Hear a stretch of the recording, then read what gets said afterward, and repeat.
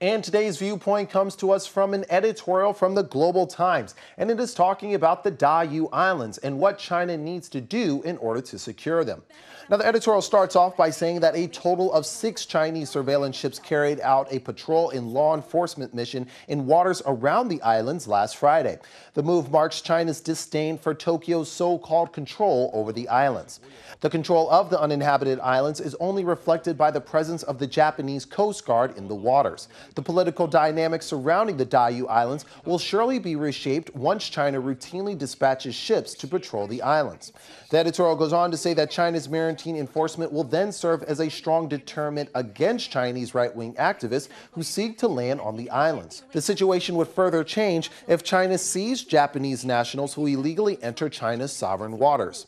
China should seek to gather momentum towards such a direction and achieve these objectives. The consequences of China strengthening its law enforcement within 12 nautical miles of the islands include possible confrontation with the Japanese Coast Guard. As China firmly stands determined to safeguard its own sovereignty, Japan is more than likely to change its mind.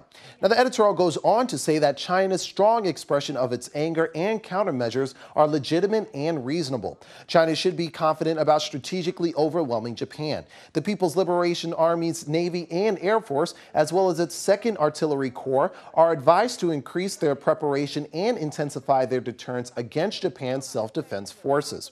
The editorial also says that China will not shy away if Japan chooses to resort to its military. As the friction escalates, it is more likely for Japan to retreat in the face of unreliable U.S. security assurances and China's strengthened strategic combat capabilities.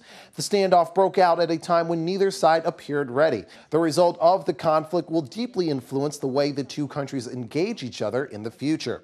The editorial, however, goes on to say that for China, triumphing will cement cohesion and public confidence in the country. We cannot back off, and we must win. So it appears as though the writer of this editorial has some strong words, not only in supporting China, but also warning Japan.